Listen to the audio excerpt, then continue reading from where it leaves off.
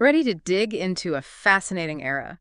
We're going beyond the history books with this one, exploring the Gilded Age through a collection of imaginary talks. It's an amazing resource, honestly. We get a glimpse into these hypothetical conversations with experts like Robert Reich, the economist, historian Jill Lepore, even Julian Fellowes, the creative mind behind the Gilded Age on TV. It's like sneaking into a room with some of the sharpest minds on the era. So, our mission today, to uncover the insights that still resonate, how the themes of wealth, power, and social dynamics from the Gilded Age still play out in our world. And there's no better place to start than the economics of it all. Don't be surprised if you find yourself drawing some uneasy comparisons to our own economic landscape. All right, let's break it down. The Gilded Age is infamous for its massive wealth gap, right? What led to that disparity in the first place? Well, Robert Reich, he argues it was a combination of factors: rapid industrialization, capitalism without many checks and balances, and a government that often sided with big business over the everyday worker. Sound familiar? It's a bit like looking into a distorted reflection, isn't it? Those same forces are still shaping things today. But what does that actually mean for people like us, trying to make a living in this environment? That concentration of wealth, having so much in the hands of a few, has some troubling implications. Social mobility, economic equality, those become real concerns. If we don't learn from the Gilded Age, we might be doomed to repeat it.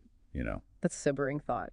And speaking of unsettling parallels, I can't help but think of those iconic Gilded Age figures, the Rockefellers, the Vanderbilts, Julian Fellowes, the man behind the Gilded Age show. He was captivated by the immense power these industrialists held. Fellowes makes a great point that these titans of industry, they weren't just accumulating wealth. They were reshaping the world in their own image, controlling resources, influencing politics. Their reach was massive. That kind of influence, it's a double-edged sword. On one hand, you have these figures driving innovation and progress. But on the other hand, did everyone reap the benefits of that progress equally? That's where historian Jill Lepore's perspective is so valuable. She reminds us that the Gilded Age wasn't just about extravagant mansions and lavish parties. It was also a time of stark contrast. While industrialists built their empires, many workers toiled in awful conditions for practically nothing. It's almost like two separate worlds running parallel to each other. So, how did this stark division impact the social fabric at the time? Lepore argues that the huge gap between the haves and the have-nots fueled a lot of social unrest. Strikes, protests, a longing for a fairer system sound familiar. It makes you wonder if those same tensions are simmering beneath the surface today. But it wasn't just historians who were concerned about the economic disparities of the Gilded Age, was it? Not at all. Paul Krugman, the economist, he's a keen observer of economic trends, past and present, and he sees a very clear link between the policies of the Gilded Age and the inequality we're grappling with today. He'd argue that this hands-off, laissez-faire approach to capitalism often leaves everyday folks struggling to stay afloat. It's amazing how those historical patterns can still feel so relevant. It's like we're seeing a recurring theme here, right? The Gilded Age as this time of amazing progress, but also a time when not everyone benefited equally. And this contrast, it becomes even more apparent when we look at the lives of women during this era. You know, it's funny you should say that, because when I picture the Gilded Age, I think of those lavish balls, women in elegant gowns, all that. It's easy to get caught up in the glamour of it all. But I have a feeling there's a more complex story there, isn't there? Oh, absolutely. While those opulent images, they hold some truth, especially for the upper classes, Julian Fellowes, with his unique perspective on the era, he's careful to point out the limitations women faced, even amidst all that extravagance. So not all champagne and roses, then. What were some of the hurdles women had to overcome during this period? Well, Susan Faludi, the author and journalist, she uses this very powerful phrase, the cult of domesticity. It really captures that dominant belief that a woman's rightful place was in the home, taking care of family, upholding moral values. Can you imagine the pressure? It sounds incredibly suffocating, especially for women who might have had different dreams, different paths they wanted to pursue. Were there any women who challenged those societal norms? Absolutely. And this is where the Gilded Age gets really interesting. It's a period simmering with rebellion, with women finding these incredibly creative, even courageous ways to make their voices heard. Think about someone like Susan B. Anthony, a true force in the suffrage movement. The Gilded Age, it was a pivotal time for women demanding the right to vote. That's right. The fight for women's suffrage, it was a defining movement of the era. It's inspiring to think of these women challenging such deeply rooted norms. But the fight for equality, it wasn't just about the ballot box, was it? Not at all. Women were also forming their own social clubs, organizations, creating these spaces where they could discuss literature, politics, social reform. Historian Nancy Eisenberg, she points out that even women in the upper classes, they were often excluded from real positions of power. So they created their own spheres of influence. It's such a fascinating example of resilience, of resourcefulness. They weren't content to just sit on the sidelines in a society that wanted to silence them.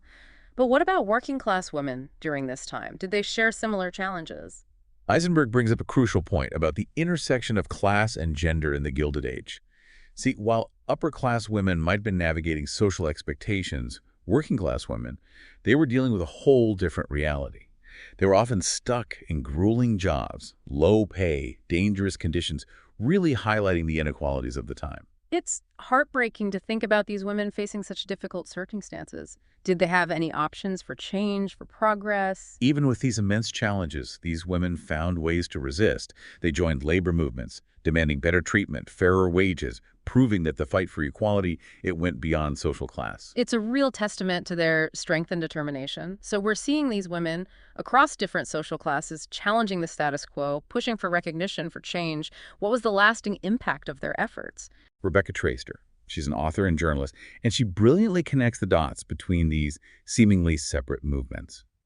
She argues that the Gilded Age, even though it tried to confine women to certain roles, it actually became, in a way, a breeding ground for feminist thought, for activism. So even with all those constraints, they were planting the seeds for future generations. Exactly. And if we're talking about iconic feminists, we can't forget Gloria Steinem. She sees a direct connection between the activism of Gilded Age women and the feminist movements of the 20th century. Those early fights for suffrage, for better working conditions, for access to education, they were all laying the groundwork for the progress we see today. It's like this chain reaction, each generation building on the efforts of the one before. It really makes you appreciate that long and often difficult fight for equality. But let's switch gears for a moment. We've talked about wealth, social standing, the changing roles of women, but we haven't yet touched upon a crucial element of the Gilded Age, the experience of minorities. You're right to bring that up. It's impossible to fully grasp the Gilded Age without acknowledging the experiences of those who were systematically excluded, discriminated against. It's a side of the Gilded Age that often gets, I don't know, maybe overshadowed by those images of incredible wealth. But to really get a grip on this era, we have to examine those darker aspects, the experiences of those who were pushed to the margins, excluded. Right. And while we might not see their stories in those grand ballrooms of Julian Fellowes' The Gilded Age, he does, he hints at the racial tensions, the inequalities simmering beneath that veneer of glamour. It's like there's this whole hidden narrative waiting to be unearthed, a story that challenges that romanticized version of the Gilded Age we so often encounter. So how about we shed some light on those hidden narratives? Where do we even begin? Well, let's start with the African-American experience during this time. Ta-Nehisi Coates, the author and social critic, he doesn't hold back. He calls the Gilded Age a turning point for racial inequality in America. A turning point? How so? Well, think about it. This is the post-Reconstruction era.